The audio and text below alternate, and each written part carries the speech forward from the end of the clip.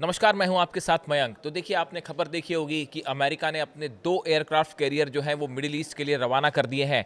एक Abraham Lincoln जो कि साउथ चाइना सी से मिडिल ईस्ट की तरफ बढ़ रहा है और अगले चंद दिनों में वो ईरान के करीब पहुंच जाएगा। और दूसरा रूजवेल्ट, ये भी जो है अमेरिका के करीब से चला है और बताया जा रहा है कि ये भी जल्दी जो है वो रेड सी में पहुंचने वाला है। यानी ये कहा जा रहा है कि क्या ये दोनों एयरक्राफ्ट कैरियर जब पहुंच जाएंगे ईरान के करीब तो उसके बाद क्या जंग छिड़ सकती है और अमेरिका की तरफ से एक बड़ा हमला होने वाला है ईरान पे। लेकिन इसी बीच खबरें ये भी हैं कि ईरान ने एक बड़ा प्लान तैयार किया है कि कैसे अगर अमेरिका हमला करता है तो कैसे अमेरिका के इस एयरक्राफ्ट कैरियर को निशाना बनाया जा सकता है। देखिए, जो सोर्सेज से खबरें हैं, ईरान में एक बड़ी बैठक हुई। जैसे ही देखिए, पिछले 3-4 दिनों का जो घटनाक्रम था वो आप जानते ही हैं कि कैसे अमेरिका जो है वो फाइटर जेट से हमले का प्लान था ईरान के ऊपर, लेकिन वो पहला प्लान फेल हो गया। उसके बाद ये खबरें आई कि अमेरिका ने, डोनाल्ड ट्रंप ने आदेश दिया कि जितने एयरक्राफ्ट कैरियर हैं उनको बुलाया जाए और उसके बाद अब्राहम लिंकन और रूजवेल्ट जो है ये दोनों रवाना हो गए। उसके बाद बताया जाता है कि ईरान में एक बड़ी बैठक हुई। इस बैठक में तीनों विंग्स के, आर्मी के, एयरफोर्स के, नेवी के बड़े ऑफिसर्स जो हैं, चीफ्स थे, वो शामिल थे। सिक्योरिटी एक्सपर्ट्स ईरान के शामिल थे और एक बड़ी चर्चा हुई कि अगर ये एयरक्राफ्ट कैरियर जब रेड सी में पहुंच जाते हैं या ओमान की खाड़ी में पहुंच जाते हैं और उसके बाद ईरान पर स्ट्राइक शुरू होती है तो इस एयरक्राफ्ट कैरियर को कैसे तबाह किया जाए। इसको लेकर एक बड़ी रणनीति बनाई है, ईरान की तरफ से तैयार की गई। और देखिए, ये जो कहा गया कि ये रणनीति क्या है वो मैं आपको बताऊं। इसकी तैयारी ईरान ने काफ़ी पहले से शुरू कर दी थी। देखिए, ये आज की बात नहीं है।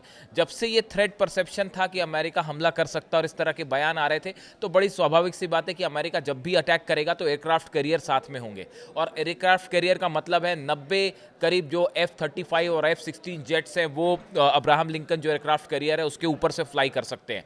कई सारी सबमरीन इसके साथ होती हैं, वॉरशिप्स होते हैं, यानी इसे तबाह करना बेहद मुश्किल होता है। ऐसे में अगर एयरक्राफ्ट कैरियर पर हमला करना है, इसके लिए एक बड़ी पुख्ता रणनीति चाहिए। और इसी को लेकर ईरान में बैठक हुई और बताया ये जाता है कि एक बड़ी रणनीति तैयार हुई जिसमें बड़ी भूमिका में हो सकते हैं हूती। यस, यहाँ पे देखिए एंट्री हो रही है हूती के लड़ाकों की। अभी आपने देखा, बड़े समय से हूती शांत थे। हूती के जो लड़ाके हैं उनकी तरफ से कोई हमला नहीं हुआ इजराइल के ऊपर, लेकिन अब ये बताया जाता है कि अगर ये एयरक्राफ्ट कैरियर जब रेड सी में पहुंच जाते हैं और अगर किसी तरह का निशाना साधने की कोशिश हुई ईरान के ऊपर, इन हालात में हूती के पास जो बैलिस्टिक मिसाइल्स हैं, हूती की जो हाइपरसोनिक मिसाइल्स हैं, इससे एक साथ हमला करने की कोशिश हो सकती है एयरक्राफ्ट कैरियर पर। अब देखिए, पहले भी इस तरह की खबरें आई कि रेड सी में हूती जो है वो ईरान के लिए अक्सर मदद करता रहा है और कई बार ऐसी खबरें आई कि वहाँ पे जहाज़ों पर हमला करता रहा। हूती की जो मिसाइल्स हैं वो हमने देखा कि इजराइल पर काफ़ी लंबा स्पेस जो है, एयर स्पेस ट्रैवल करते हुए आती हैं, करीब 2000 किलोमीटर से ज़्यादा का। और उसके बाद जो है इजराइल के कई ठिकानों पर हूती ने अपनी फिलिस्तीन 2 जो मिसाइल है उससे काफ़ी तबाही मचाई। अब देखिए, प्लान क्या है। ये इतना आसान नहीं है। एयरक्राफ्ट कैरियर को तबाह करना बहुत ही मुश्किल काम है, इम्पॉसिबल, मिशन इम्पॉसिबल की तरह है। लेकिन आपने गौर किया, जब 12 दिन की जंग थी उस समय ईरान की स्ट्रैटेजी क्या थी? ईरान की स्ट्रैटेजी ये थी कि एक साथ कई ड्रोन फायर किए जाएं और उसके पीछे बैलिस्टिक मिसाइल्स लगा दी जाएं। ये एक प्रकार का एक तरीका होता है अटैक करने का, जिसमें जो डिफेंस सिस्टम है वो उन ड्रोन्स को इंगेज करने में व्यस्त हो जाते हैं और इस बीच जो है पीछे से मिसाइल नीचे गिर जाती है।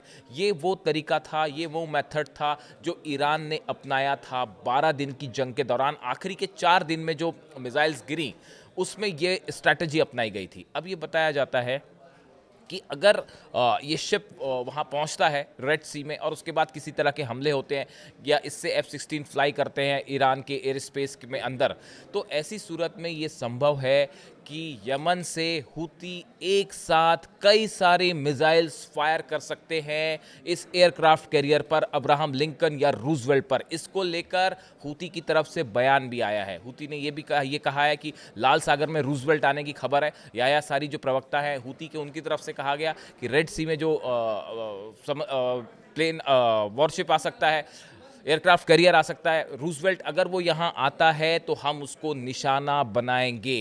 ये बयान हूती की तरफ से साफ तौर पे आया है। देखिए अब जो जंग होगी, वो जंग में जो सरप्राइज एलिमेंट था वो टाइम खत्म हो गया कि अचानक से प्लेन आए, हमला किए और चले गए। ईरान ने उसको फेल कर दिया। अब देखिए दूसरा जो अब अटैक होगा, अब सीधा पावर जंग होगी और आमने सामने खुलकर जंग होगी। और अमेरिका भी ये बात समझता है कि एयरक्राफ्ट कैरियर को निशाना बनाने की कोशिश होगी। अब अभी जो एक्सपर्ट्स बताते हैं, वो जो वॉर एक्सपर्ट्स हैं जो एयरक्राफ्ट कैरियर के बारे में जानते हैं, वो ये बता रहे हैं कि ये हो सकता है कि हूती की तरफ से एक साथ कई मिसाइल्स, जो कि शायद 50 से ज़्यादा भी हो सकती है, फिलिस्तीन 2 मिसाइल्स जो है वो फायर कर दी जाएं रेड सी में एयरक्राफ्ट कैरियर पर।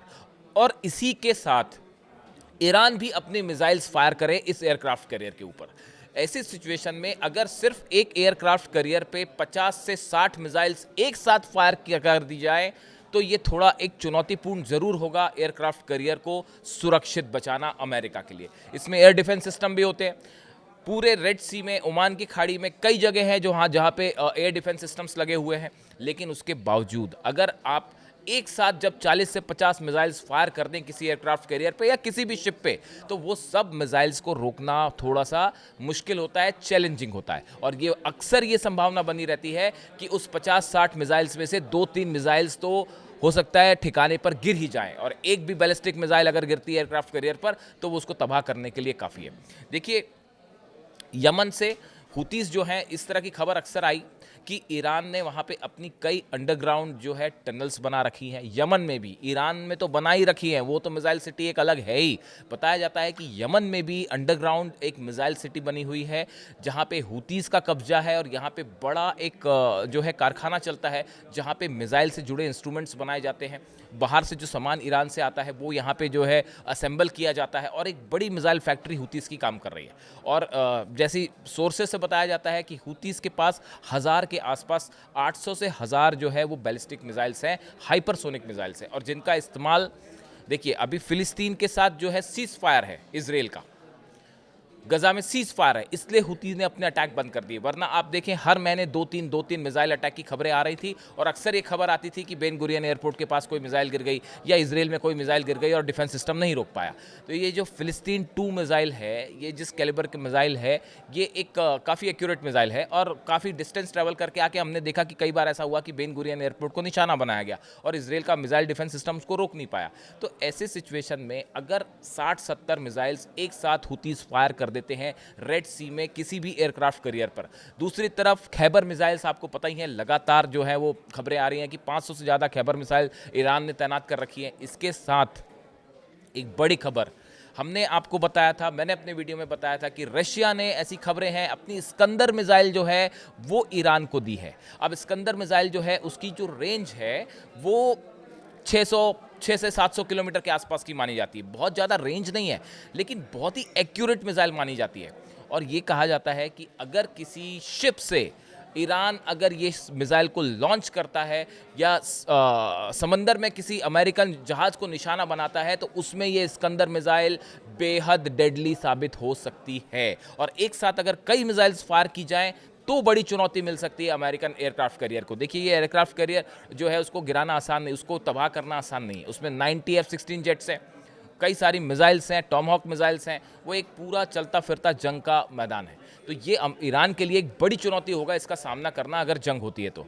और इस सूरत में इसीलिए शायद ये प्लान तैयार हुआ कि कैसे उसको काउंटर किया जाए, और एक बड़ी रणनीति कि अगर एयरक्राफ्ट कैरियर को निशाना बनाना है तो कैसे शाहिद ड्रोन्स फायर किए जाएंगे, बैक टू बैक जो है वो हुतीस की मिसाइल्स फायर हो सकती हैं, और ईरान की तरफ से भी जो है मिसाइल्स फायर हो सकती है। कई सारी डिफेंस इंडस्ट्रीज़ जो है, डिफेंस जो एजेंसीज़ हैं, वो इसको ट्रैक करने में लगी हुई हैं, और ऑलरेडी ये बहस छिड़ी हुई है कि एयरक्राफ्ट कैरियर अगर वहाँ पे पहुँचते हैं और ईरान पर हमला करते हैं तो ईरान इसको कैसे काउंटर करेगा, इस एयरक्राफ्ट कैरियर को। इसको लेकर तरह तरह के जो है वो डिफेंस एक्सपर्ट्स जो हैं उनके बीच में ऑलरेडी ये चर्चा शुरू हो गई है। अभी 3 से 4 दिन और लगेंगे।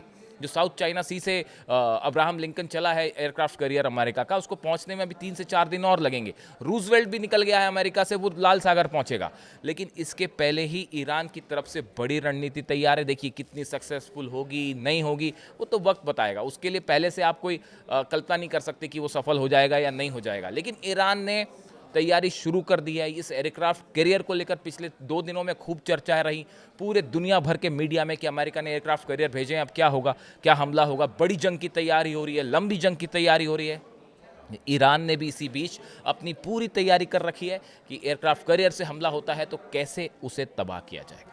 अब इससे जुड़ा जो भी अपडेट होगा, जो भी खबरें होंगी, मैं आप तक पहुंचाऊंगा। Thank you so much.